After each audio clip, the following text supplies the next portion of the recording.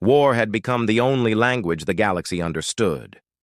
Empires bled each other dry, children grew up beneath skies lit by burning fleets, and hope was a word no one dared to say aloud. It was in this silence, where every negotiation had failed and every council had collapsed, that a single human walked forward. He carried no weapons, commanded no armies, and yet, he carried something the galaxy had forgotten. Please don't forget to like and subscribe for more tales. Now let's continue. The stars above Carthan Prime burned with the light of wreckage. Whole fleets had died here, thousands of ships drifting as shattered monuments to the war between the Tarkoon Dominion and the Vare Ascendancy. The Tarkoon were a warrior race of scaled giants, bred for conquest, their empire spanning dozens of worlds. The Vare were their mirror opposites, thin, luminous beings with crystalline organs and cities of glass towers. Where the Tarkoon thrived on brute strength, the Vare wielded technology so refined it seemed like magic. They had been at war for 112 years. Every attempt to stop them had failed. Mediators from other empires had been executed for insulting honor. Threats of embargo, sanctions, even full military intervention had only deepened their rage. Entire sectors had been reduced to ashes as the Tarkoon and Vare tore at each other, refusing to yield, refusing to forgive. The coalition of worlds, a loose council of star nations, had grown desperate, and desperate measures often breed desperate ideas. That was why, sitting in the war-torn council chamber of Carthan Prime, surrounded by towering alien warlords, stood a single human. His name was Daniel Reeve. He was not an admiral, not a statesman, not even an official diplomat. He had once been a soldier, drafted into a border war on Earth when humanity's colonies were young. He had lost friends. He had carried scars. When his service ended, he had left it all behind, traded rifles for soil, uniforms for calloused hands, and lived as a farmer on a backwater colony where no one knew his name. But the galaxy has a way of finding the people who least want to be found. When the coalition approached Earth, asking for a human voice to try what no other species dared attempt, Daniel was chosen, not because he was polished, but because he was stubborn. Humans, the coalition had learned, had a way of doing the things that were supposed to be impossible. Daniel didn't want the job. He didn't want to walk into the fire. But he remembered too many graves. He remembered too many children watching ships burn in their skies. And so, he said yes. The Tarkoon and the Vare faced each other across the chamber. The Tarkoon warlord, General Krathos, loomed like a living fortress, his scales ridged with scars, his eyes burning with centuries of hatred. Every word he spoke was heavy with contempt. Opposite him, High Executor Sareth of the Vare sat poised and cold, her crystalline body refracting the chamber light.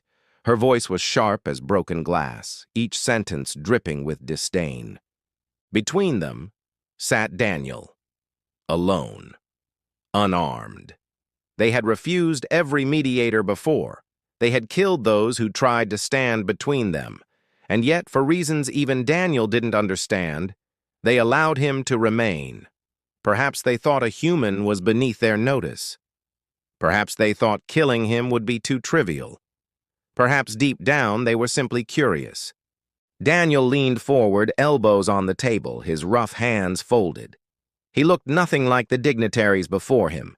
His clothes were simple. His hair grayed at the edges. His voice, when he spoke, was quiet.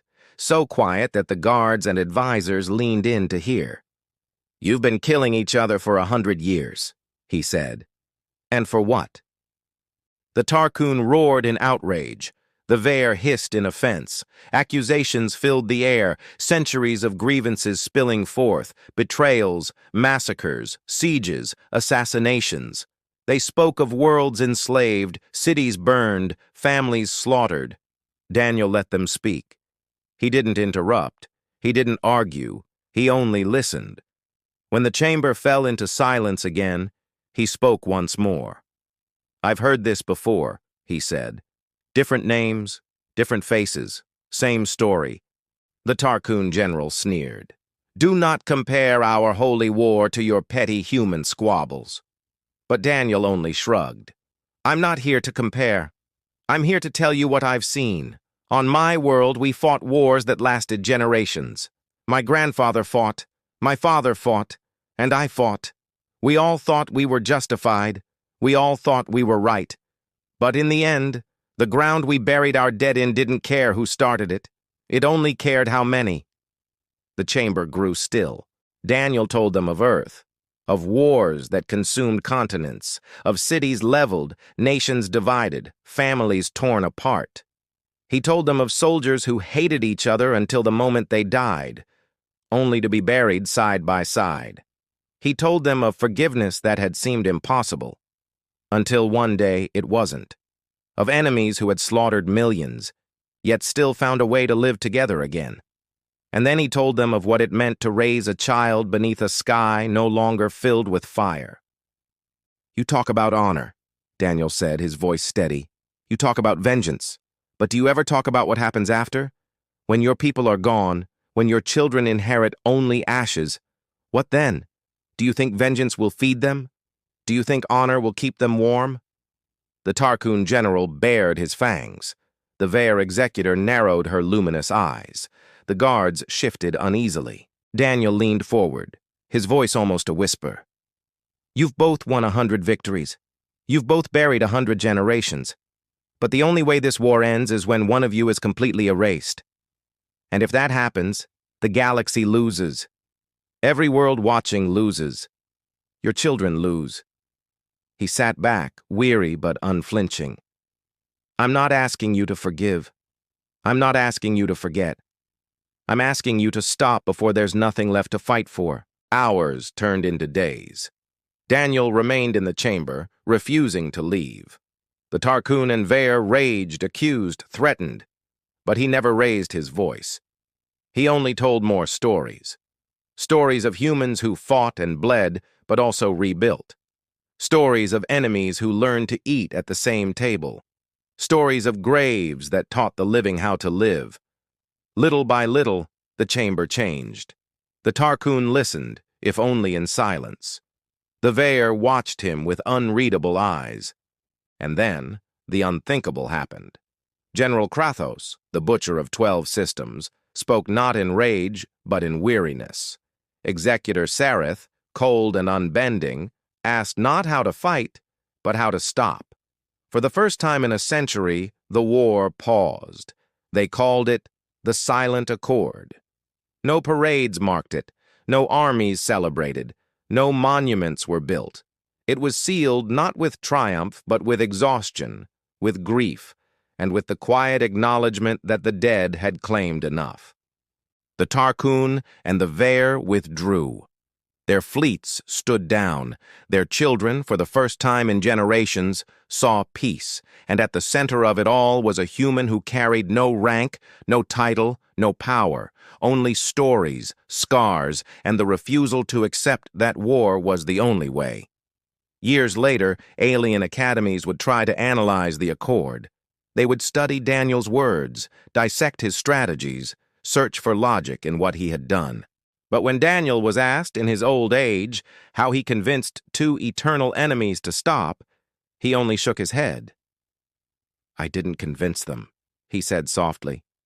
They convinced themselves. All I did was remind them they could.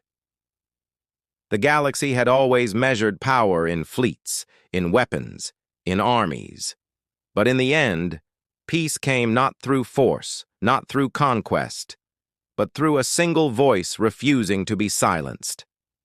One human showed that sometimes the greatest weapon is not fury, but hope. If this story spoke to you, subscribe, share it, and tell us in the comments where you're watching from.